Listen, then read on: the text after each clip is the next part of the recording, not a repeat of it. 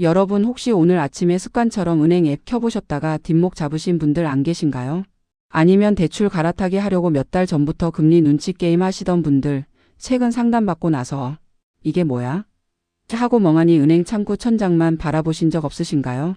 지금 대한민국 금융시장에는 정말 기괴하고 납득하기 힘든 미스터리 스릴러가 한편 상영되고 있습니다. 뉴스나 신문 기사 헤드라인을 보면 분명히 미국 연준이 금리 인하를 준비한다. 한국은행도 금리 인하 시기를 저울질한다. 물가가 잡히고 있다. 이런 희망적인 이야기들이 쏟아집니다. 그런데 정작 내가 받아야 하는 내 통장에서 매달 빠져나가는 주택담보대출 금리는 요지부동이거나 오히려 보란듯이 역주행하며 오르고 있습니다. 이거 정말 사람 미치고 팔짝 뛸 노릇 아닙니까? 금리 내린다며, 곧 좋아진다며 라고 외치고 싶은데 은행 창구 직원은 난처한 표정으로 고객님 가상금리가 올라서요. 라는 알 수 없는 말만 되풀이합니다. 도대체 세상이 거꾸로 돌아가는 걸까요? 아니면 은행들이 우리 몰래 단합 대회라도 한 걸까요? 오늘 제가 이 답답하고 억울한 상황, 도대체 왜 금리 인하라는 뉴스와 내 대출 이자 사이에 이렇게 거대한 괴리감이 생기는지 그 뒤에 숨겨진 진짜 이유를 아주 집요하게 파헤쳐 드리려고 합니다. 단순히 금리가 올랐다가 아니라 지금 정부와 은행 그리고 글로벌 시장이 우리 머리 꼭대기 위에서 어떤 동상이몽을 꾸고 있는지 그 거대한 판을 읽어드리겠습니다. 오늘 이야기를 끝까지 들으시면 적어도 내가 왜 이 돈을 더 내야 하는지 그 억울함의 원인은 확실하게 아시게 될 겁니다. 먼저 지금 상황이 얼마나 아이러니한지부터 짚고 넘어가야 합니다. 보통 경제학 교과서대로라면 시장의 기준이 되는 국채금리나 금융채 금리가 떨어지면 은행 대출 금리도 따라 내려가는 게 정상입니다. 재료값이 떨어지면 음식값도 내리거나 적어도 유지되는 게 맞잖아요. 그런데 최근 시장 데이터를 뜯어보면 아주 이상한 현상이 포착됩니다. 금융채 5년물 금리, 즉 주담대 고정금리의 기준이 되는 지표는 큰 변동이 없거나 심지어 소폭 하락하는 구간도 있었습니다. 그런데 시중 은행들이 내걸고 있는 주담대 금리 하단은 3%대 중반에서 4%대 코앞까지 튀어 올랐습니다. 재료값은 그대로인데 식당 주인인 은행이 음식값인 금리를 슬그머니 그것도 아주 가파르게 올리고 있는 겁니다. 이걸 두고 많은 분들이 은행 놈들이 이자 장사해서 성과급 잔치하려고 그러는구나 라고 분통을 터뜨리십니다. 네, 물론 은행이 이익을 추구하는 집단인 건 맞습니다. 하지만 지금의 이 기이한 상승세는 단순히 은행의 욕심만으로는 설명이 안 됩니다. 여기에는 은행장들도 어쩔 수 없이 따를 수밖에 없는 보이지 않는 거대한 손, 바로 관치금융의 그림자가 짙게 깔려 있기 때문입니다. 가장 결정적인 이유는 바로 금융당국의 가계부채 관리라는 명분입니다. 지금 정부 입장에서는 발등에 불이 떨어졌습니다. 서울과 수도권을 중심으로 집값이 들썩이고 가계빚이 사상 최대치를 경신하고 있거든요. GDP 대비 가계부채 비율이 세계 1위 수준인 나라에서 빚이 더 늘어난다는 건 국가 신용등급이 강등될 수도 있는 심각한 문제입니다. 그래서 금융당국이 은행들을 소집합니다. 그리고 아주 엄한 표정으로 경고장을 날리죠. 너네 올해 대출 목표치 넘기면 가만 안 둔다. 빚 줄여. 무조건 줄여. 자, 여기서 은행의 딜레마가 시작됩니다. 은행은 대출을 해줘야 먹고 삽니다. 갑자기 오늘부터 대출 영업 중단합니다 라고 셔터를 내릴 수는 없잖아요. 그랬다간 실수요자들이 난리가 날 테니까요.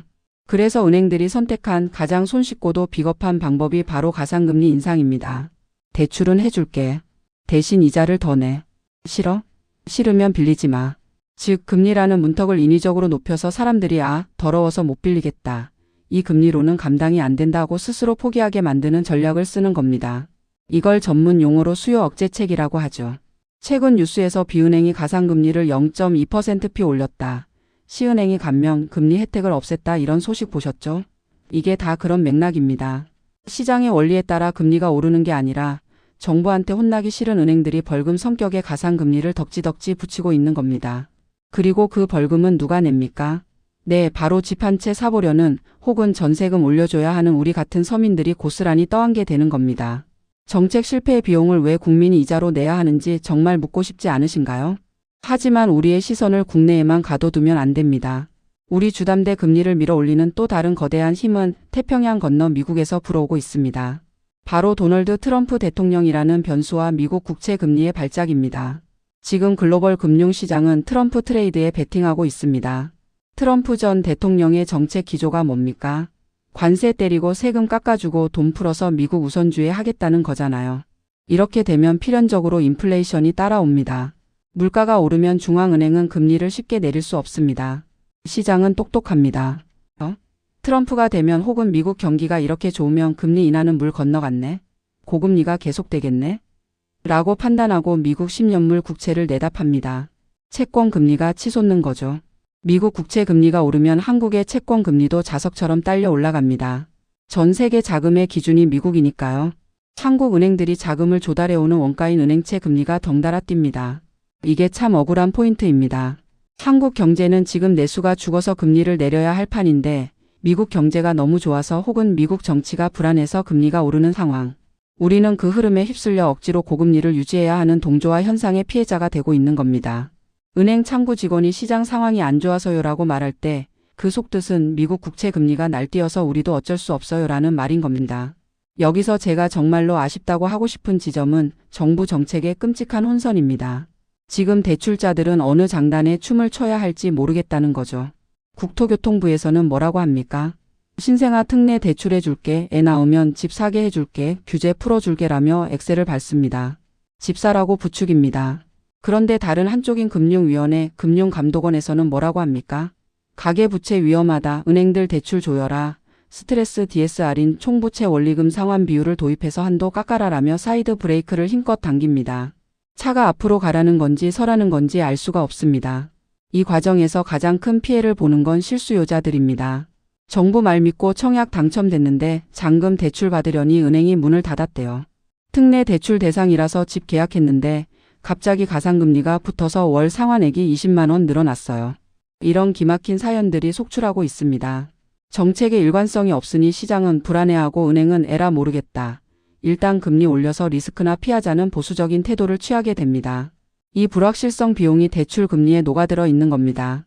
조금 더 기술적인 이야기를 해볼까요? 주담대 고정금리의 기준이 되는 은행채 뱅크 반드 시장에 수급이 꼬였습니다.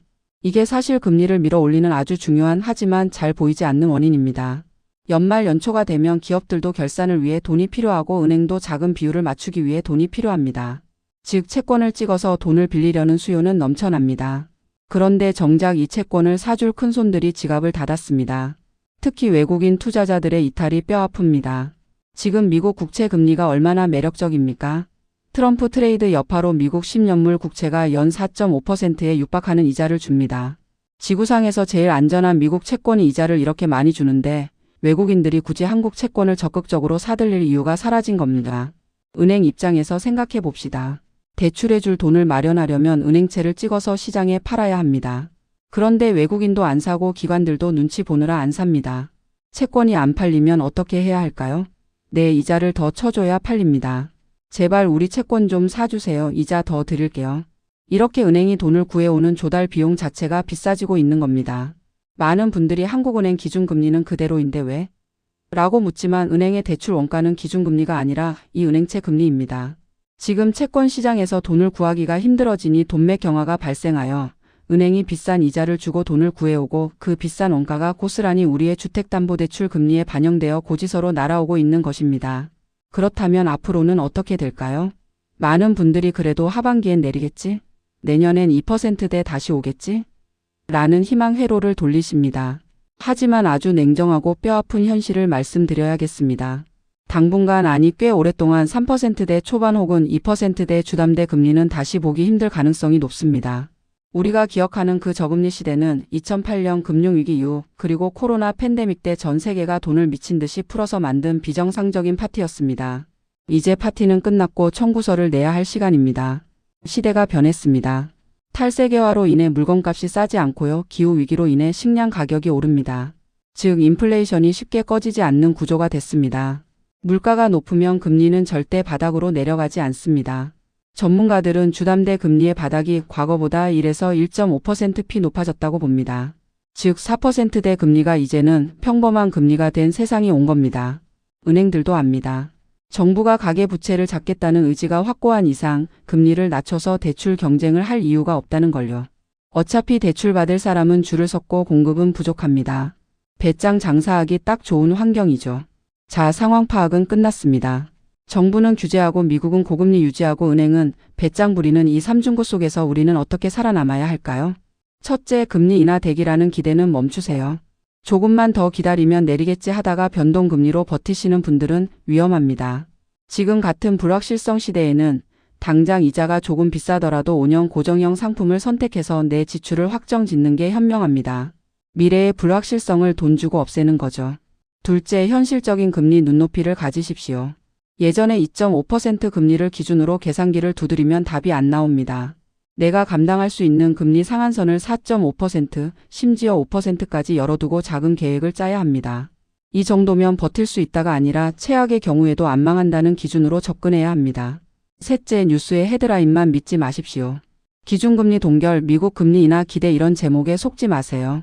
진짜 내 돈이 나가는 금리는 은행 창구에 붙어 있는 가상금리가 결정합니다.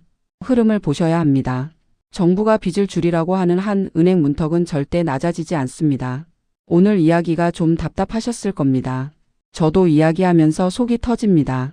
금리라는 게 경제 원리대로 움직이는 게 아니라 누군가의 의도와 압박 그리고 글로벌 힘겨루기에 의해 결정된다는 사실이 참 무기력하게 느껴지기도 합니다. 하지만 여러분, 억울하다고 주저앉아 있을 수만은 없습니다. 지금 주담대 금리가 오르는 건 단순한 숫자 노름이 아니라 돈의 값이 비싸지는 시대로의 거대한 전환입니다. 이 흐름을 거스르려 하지 말고 파도에 올라타야 합니다. 빚을 내서 자산을 불리는 시대에서 빚을 관리하고 현금 흐름을 지키는 시대로 생존 전략을 수정해야 할 때입니다. 은행 앱 보면서 한숨 쉬는 대신 냉정하게 계산기를 다시 두드려 보십시오. 그리고 기억하십시오. 정부도 은행도 내 자산을 지켜주지 않습니다. 이 거친 금리의 파도 속에서 내 배를 지킬 선장은 오직 나 자신뿐이라는 것을요. 긴 이야기 들어주셔서 감사합니다.